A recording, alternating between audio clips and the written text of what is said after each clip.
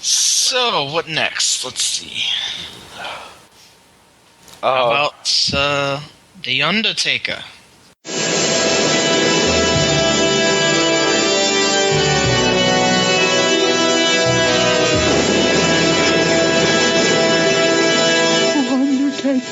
The Undertaker, WrestleMania 11 versus King Kong Bundy. Now, I was gonna do this whole big old spiel and try to fucking put on my best Undertaker voice and do all this jazz, but maybe I'll save that for next time because I'm not feeling it this week. So I'll just do a standard review. Let's see here. So, I guess the background of this match was King Kong Bundy with Ted DiBiase stole the Undertaker's urn.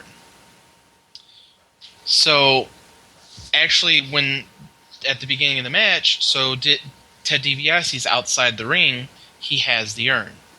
Now, one funny thing to note throughout this match is they're carrying this thing around, and the lid falls off like fucking 500 times. They could have fucking glued the thing on, you know? It's not like they had to open the lid at any point in the match. So I thought that was pretty ridiculous. I mean, it's WrestleMania, the fucking night of the year, and you can't fucking glue or tape the fucking lid on to the urn. yeah. So that sort of killed it a little bit for me, but let's see here. So, just standard match. Undertaker does his old school, which at this point, I'm not even sure if it would be considered old school. Yeah. But he did it. He's been doing it for a couple WrestleManias now, I think, actually. Yeah, I mean, like, this is like 95. Yeah, 95. But I don't know what else to call it. Does it have a name? I have no idea. Yeah. Well, it's the old school. So he does the old school. I almost said Ted Bundy. King Kong Bundy doesn't. He's not leaving his feet. He's supposed to be this big giant guy, just like fucking Undertaker. Oh, they always put him up against these fucking huge guys at the beginning. But so Bundy finally leaves his feet. Blah blah blah. So Ted Bundy, fucking Ted. Why did I keep calling Ted Bundy? Because Ted DiBiase is around, I'm sure. Oh, okay, that makes sense. Anyway, so he clotheslines Undertaker outside the ring. Undertaker no-sells it, lands on his feet, steals the urn back from Ted DiBiase. He gives the urn to Paul Bearer to hold on to, and then gets back into the match. They continue the match, and Kama comes out from nowhere and knocks out Paul Bearer, takes the urn, and splits with it. Who does? Kama. The Godfather. Okay. His old character. Okay, yeah. So, and then, like, during the match, JR is interviewing Kama in the back, like, they do the split screen sort of deal. So, they're more focused on the story of this match than the match itself. Which is probably a good thing. Yeah, it wasn't the most entertaining match itself. And even the entrance is not that great of an Undertaker entrance. I gave it a 6, which is about average. I don't know, like, I'm watching the entrance right now. Yeah. I feel like this is, like, compared to what I think of as a great Undertaker entrance, or even the last one that you did, that was a better entrance than this. This is just, like, shitty strobe lights with blue lights and a little bit of smoke machine fog stuff happening. Yeah. Like, it's really not that good of an entrance. Yeah, I mean, I didn't score it too high, but let's see what else we got here. So, Undertaker does a fucking slam and a clothesline and pins King Kong Bunny. Doesn't do a special or anything. Or a finisher.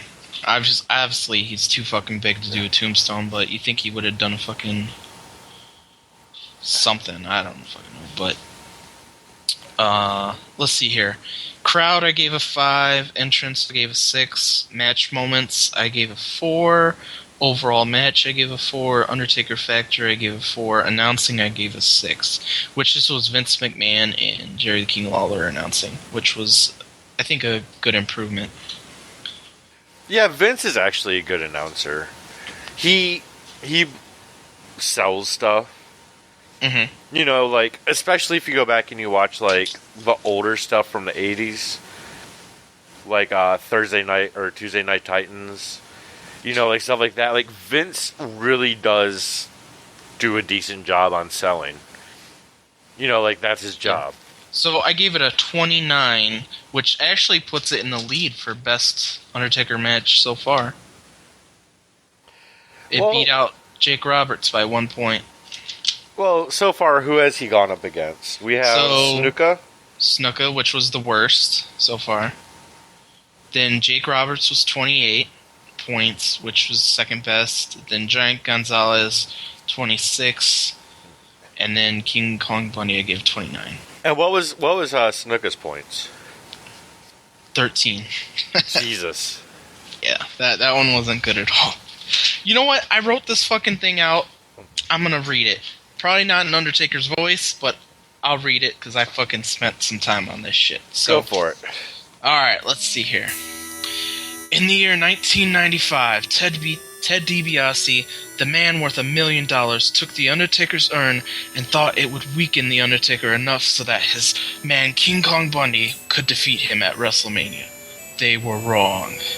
King Kong Bundy and Ted DiBiase watched hopelessly as the dead man approached the ring, slowly, methodically, but with a purpose. The Undertaker would get the urn back.